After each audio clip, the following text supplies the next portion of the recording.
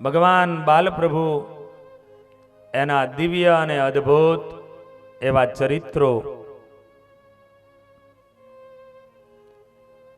ભગવાન એક એક અસુરોનો સંહાર કરી ગોપીઓ અને ગોપાલકોને પવિત્ર સુખ આપતા આપતા પરમાત્મા પોતાના મિત્રોને બળદેવજીને લઈ અને એક વખત વનની અંદર ગાયોને ચરાવી રહ્યા છે. એવા સમયે એ રાજન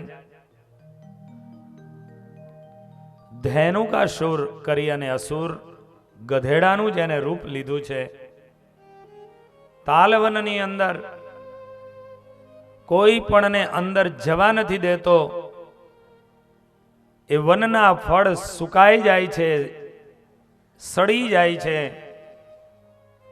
છતાં કોઈને ઉપયોગ થવા નથી દેતો. ત્યારે બળદેવજી મહારાજના માધ્યમે કરી પરમાત્મા ધેનુકાસુરનો વધ કરાવે છે. આ કથા શું બતાવે છે? કે સમાજની જે મિલકત હોય, મધિયારાની જે મિલકત હોય, પરિવારની જે મિલકત હોય, એમાં ક્યારેય પણ પોતાનું આગવાપણું ન કરવું. એ સમાજની મિલકતો ઘણા લોકો ગૌચરો ઉપર દબાણો કરે, ઘણા લોકો ધર્માદાની જમીનોના દબાણો કરે, ઘણા પોતાના મધિયારાઓની મિલકતોને પચાવવાના પ્રયાસો અને પ્રયત્નો કરે. ભાગવતની કથા એવું કહે છે કે આવી જેની વૃત્તિ છે એ ધેનુકાસુર છે, પશુ છે. આવી જેની વૃત્તિ છે કે સમાજની મિલકતો પોતાની આગવી કરી લેવી, રાષ્ટ્રની મિલકતો, પબ્લિકની મિલકતો પોતાની આગવી કરી લેવાની જે વૃત્તિઓ છે એ ધેનુકાસુર છે. અને ધેનુકાસુરે રૂપ લીધું છે ગધેડાનું.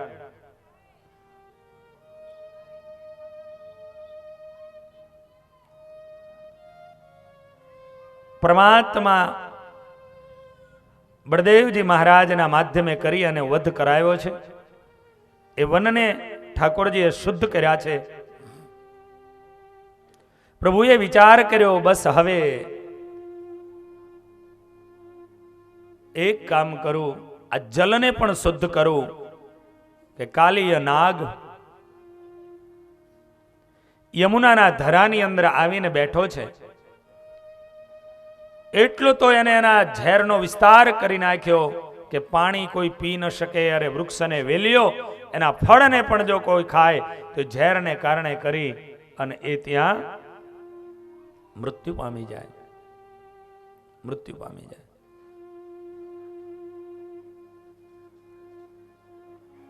આવો પરમાત્માએ નક્કી કર્યું કે આજ હવે મારે કાલીય નાગને દમન કરવું છે અને અહીંથી કાઢવો છે.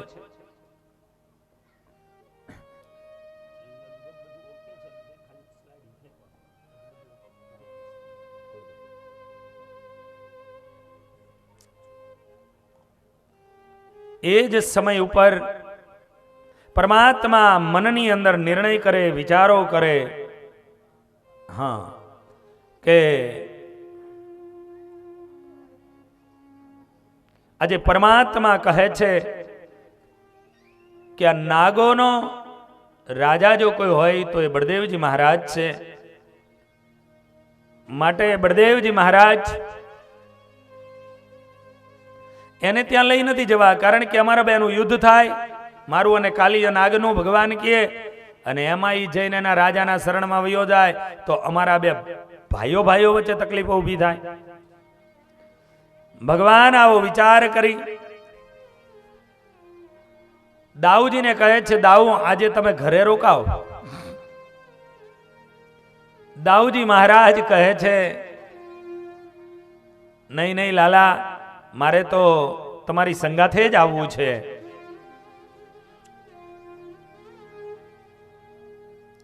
પરમાત્મા મૈયાને કહે છે, માં આજે દાઉનો જન્મદિવસ છે, માં એક કામ કર, દાઉને તું ઘરે રાખ, સાંડિલ્ય ગુરુજીની પાસે એની પૂજા કરાવડાવડાય, માં દાઉને ઘરે રાખો. અને દાઉનો આજે જન્મદિવસ છે આવું ઠાકોરજીએ કહ્યું ત્યારે દાઉજી કહેતા બળદેવજી મહારાજ એમ કહે છે, નહીં નહીં માં, મારે મારો જન્મદિવસ મારા મિત્રો અને લાલાની સંગાથે મારે ગાયોની બીચમાં ઉજવવાનો છે, મારે અહીં એકલા નથી રહેવું. પરમાત્મા વિચાર કરે કે મારે આને આજે હારે લઈ નથી જવાનો, અને આ હારે આયા વગર રહેતો નથી, એને આવવું જ છે. પરમાત્માએ ઘણા બધા પ્રયાસો કર્યા સમજાવવાના, પણ બળદેવજી મહારાજ સમજે નહીં. મારે તો મિત્રોની સંગાથે, તમારી સંગાથે ગાયોની બીચમાં મારે તમારી હારે જ આવવું છે. અને ભગવાને પોતાની લીલા કરી. માની સામે જોઈને કે માં તને કઈ ખબર છે? માં યશોદા કે ના લાલા. તો કે એ માં, કાલે છે ને દાઉએ એક ગધેડું માર્યું. આગલા દિવસે ધેનુકાસુરનો વધ કર્યો તો.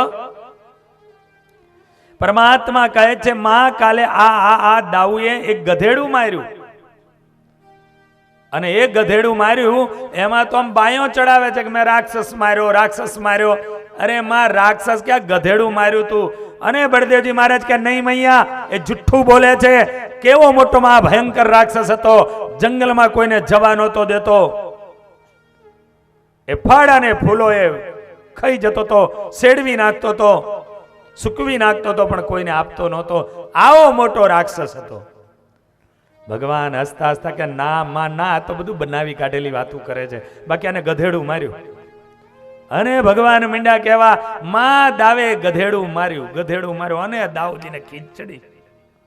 માં તું કહી દે લાલાને, મને પજવે નહીં. નહીં નહીં માં, માં દાવે ગધેડું માર્યું જ છે, ગધેડું જ માર્યું છે. અને દાઉજી ખીજાયા, નથી આવવું તારી સંગાથે, જા મારે. મૈયા હું આજે ગાયો ચરાવવાના માટે નહીં જાઉં. ઠાકોરજીને તો આટલું જ જોતું હતું. બરોબર દાઉજીને ખીજવા. અને દાઉજીએ કીધું કે મારે નથી આવવું તમારી સંગાથે, આજે નથી આવવું ગાયો ચરાવવા, મારે જાઓ તમે એકલા, ખબર પડે. અને ભગવાન પોતાના બાળ મિત્રોને લઈ અને આજે યમુનાના કિનારે આવે છે. દાઉજી સંગાથે આવ્યા નથી. યમુનાના કિનારે આવી અને ગાયો ચરવાનું શરૂઆત કરી છે. અને ઠાકોરજીએ નક્કી કર્યું, આહા, ચલો મિત્રો આપણે ગેડી દડાની રમત રમીએ. ગેડી દડાની રમત રમીએ. અને એ ગેડી દડાની રમતની જ્યારે વાત થઈ, શું એ બાળકો એ ભાગ્યશાળી હશે, ગોપાલકો, એ ગોવાળિયાઓ, એ ગોપીઓ જેના દીકરાઓ આજે ભગવાનની હંગાથે એ ભગવાન દડાને ગેડી મારે, તો ઘડીકમાં ગોવાળીઓ એ ગેડીને લઈ અને દડાને મારે. અને કેવું એ અદ્ભુત એ ભાગ્ય હશે બાપ. ક્યારેક ક્યારેક કલ્પના કરવી ભગવાન કે આવા સંતો કે ભગવાનના ભક્તો એની હારે ક્યારેક રહેવા મળે, ક્યારેક ફરવા મળે, ક્યારેક એની સંગાથે બેસવા મળે. પોતાના જીવનને ધન્ય બનાવજો. બાકી ઓટલે બેહીને આખા ગામની કરવા વાળા તો બધા મળવાના જ છે, અને આખી જિંદગી ચાલુ રહેવાનું છે. પણ સદ સમય આપણો એ ગયો, સાચો સમય આપણો એ પસાર થયો કે જે સમયમાં, જે સમયે આપણે સંતોની સંગાથે વિતાવ્યો, ભગવાનના ભક્તો સંગાથે વિતાવ્યો, આવી કથા વાર્તામાં વિતાવ્યો, એને જીવનની અંદર એને ઉતારજો, એને વાગોળજો. આજે ગોપ બાળકોની સંગાથે ઠાકોરજી ગેડી દડાની રમતો રમે છે. પણ એ ભગવાન એક નિયમ કર્યો છે કે જેને હાથેથી આ દડો ખોવાઈ જાય એને લઈ આવવાનો. બધાએ નક્કી થયા, બરોબર દડાની રમત રમી છે, ગેડી દડે રમી રહ્યા છે. પોતપોતાના ગોલ કરવાની અંદર બધાએ બરોબર લાગ્યા છે, એનું ધ્યાન કેન્દ્રિત ત્યાં થયું છે. અને એવામાં ભગવાન કૃષ્ણએ એક જ એ દડાને ગેડીનો પ્રહાર કર્યો અને દડાને કૂદવી યમુનાના ધરામાં નાખી દીધો. પરમાત્મા પોતાના મિત્રોને કહે છે, મિત્રો મિત્રો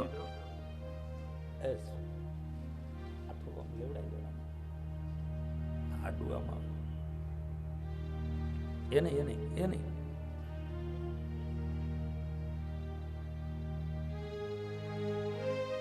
આજે એ જ સમય ઉપર ભગવાન એમ કહે છે, મિત્રો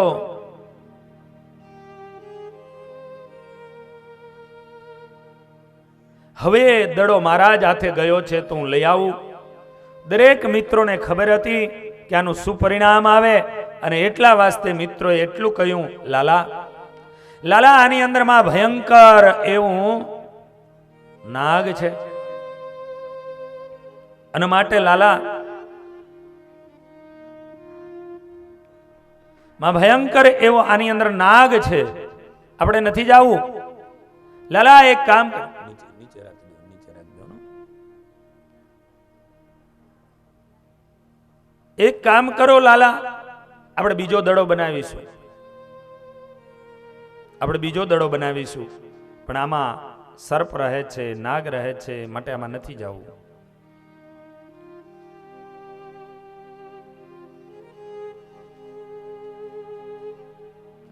આખી સભા દેખાવી પડે.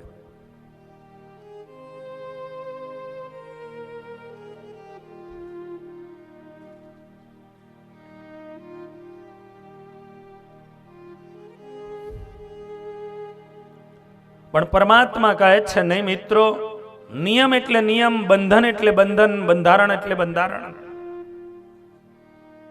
મિત્રો હું તો લેવા જવાનો જ. મિત્રો રોકતા રહ્યા છતાં પરમાત્માએ પોતાના પિતાંબરને કછોટો લગાવ્યો, અને એ ઠાકોરજી કછોટો લગાવી કદમના વૃક્ષની ઉપર ચડ્યા, છલાંગ મારી અને ઠાકોરજી અંદર કૂદી પડ્યા, પાણીની અંદર ગયા. જ્યાં કાલીય નાગ સૂતો છે, નાગની પત્નીઓ ત્યાં જાગે છે, દરવાજા ઉપર બેઠી છે, અને એને જ્યારે આ દ્રશ્ય જોયું, અને એ જ સમય ઉપર વિચાર આવ્યો કે આવો બાળક, અને અહીંયા જે આવ્યો છે નક્કી કાંઈક આને કોઈ અહીંયા મોકલ્યો છે, યા તો એના દુશ્મને આને આમાં નાખી દીધો છે જળમાં. આવું બાળક, અમે અમારા પતિના સ્વભાવને જાણીએ છીએ, અમને ખબર છે કે શું પરિસ્થિતિ સર્જાય. માટે લાવ આને કહીએ કે હે બાળક, તું આ જલને છોડીને ચાલ્યો જા. અને નાગની જે પત્નીઓ છે એ ભગવાન બાલ પ્રભુને કહે છે કે જલ કમળ છાંડી જાને બાળા, હે બાળક, તું આ જલને છોડી અને તું ચાલ્યો જા, કારણ કે અમારા પતિનો એવો ક્રૂર સ્વભાવ છે, જે સ્વભાવને કારણે કરી અને મારશે. એ જો જાગશે તો મારશે, અને તને મારશે તો અમને બાળ હત્યા લાગશે. માટે જલને છોડી જડ કમળ છાંડી જાને બાળા, સ્વામી અમારો જાગશે તને મારશે, મને બાળ હત્યા લાગશે. હે જડ કમળ છાંડી જાને બાળા, સ્વામી અમારો જાગશે તને મારશે, મને બાળ હત્યા લાગશે. હે જડ કમળ છાંડી જાને બાળા.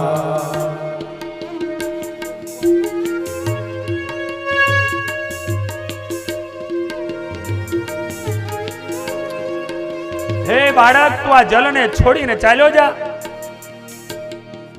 કારણ કે આની અંદરથી બાળક જાગશે, અને ઈ જાગશે.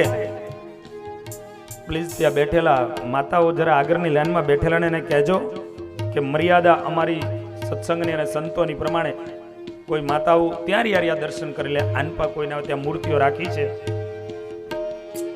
અને ત્યાં જે ઠાકોરજીની પાસે અર્પણ કરી દે.